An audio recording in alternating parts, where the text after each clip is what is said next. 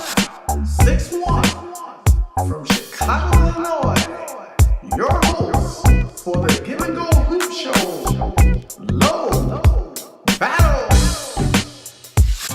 Hey, what's up, man? Give and Go time. I want to come to y'all today and talk about a little something that just been crossing my mind for 22 years. I want to talk about the best team that never would have to win a championship, ever.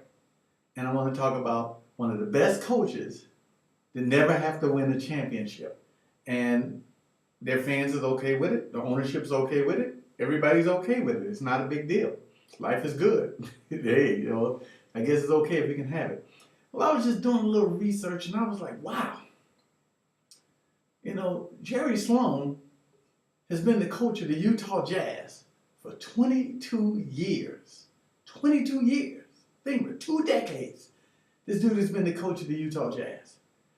And they made it to the finals, and they said Jordan pushed off, but the bottom line is they lost. Okay, so they didn't win the championship with the Stockton Malone and et cetera, et cetera, et cetera.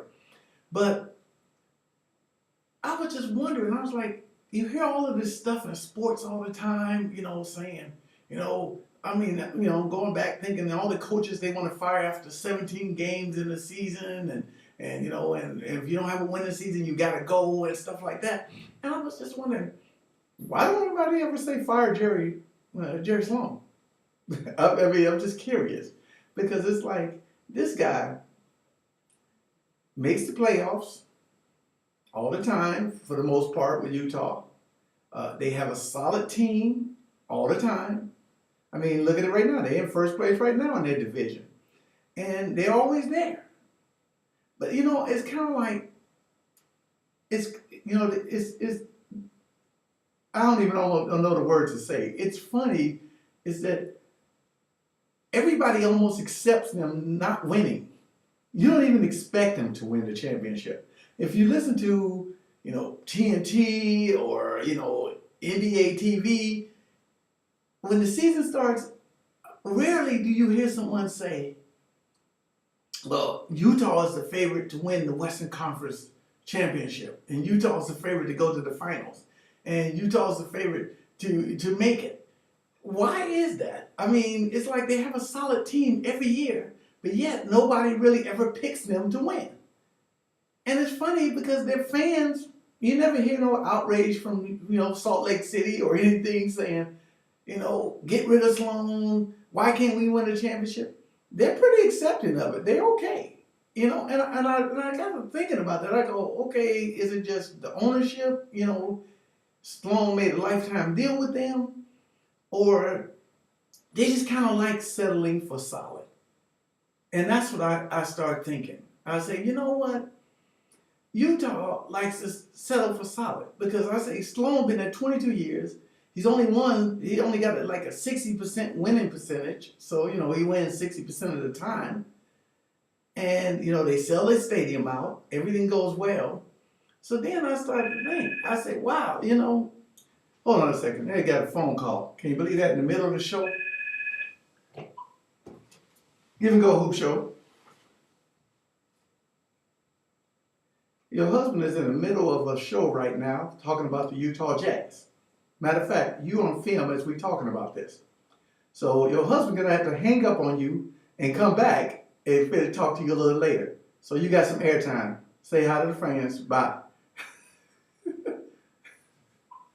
Anyway, there you go. Hey, wife gonna call when the wife gonna call. So anyway, I thought about it and I say, their fans are just happy that they have a solid team and they put a solid product out there every single year. And I guess that's what it is. I mean, when it all boils down to it, what is sports? Entertainment. It's something that, we go to be entertained. We go to make sure that we want a team that's competitive. We want a team that has a chance to win almost every night. And we want a team that work hard. And we want a coach that cares and he works hard and he goes after it. Well, I guess that's what you're looking at with Jerry Sloan. It is basically, you're looking at an individual who hard-nosed from his days back when he was a player for the Bulls to a coach of the Bulls, now the coach of Utah. And he's a no-nonsense coach, and he's going to put a good product out there. He don't play prima donnas, and that's another key. I look down the Utah Jazz roster. They don't have one knucklehead on the whole team. And you know what I mean when I say knucklehead, And they never attract those type of people. I guess for the, just like the factory in college, Utah's the same way. They attract, they draft players that they know that they really do their homework. They draft players that fit in the Utah Jazz scheme of things. Because they know they're going to have a solid team. They know they're going to make the playoffs. They know they're going to work hard. So they don't even really care, if you like this mega superstar. That's why they don't have a problem letting go of people, I guess. Because they're going to be consistent all the time.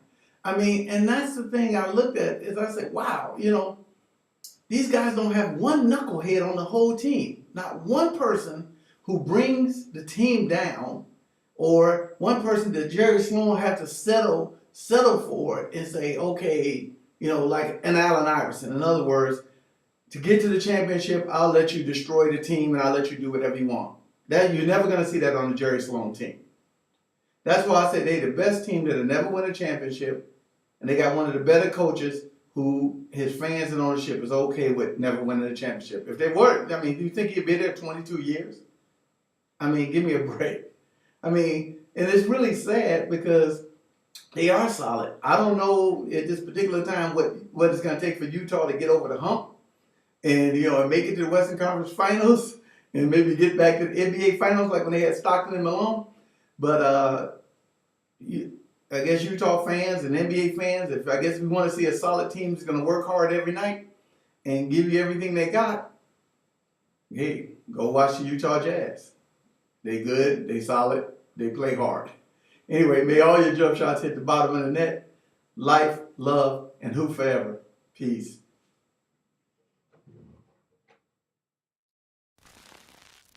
Life. What is it for real? I don't know.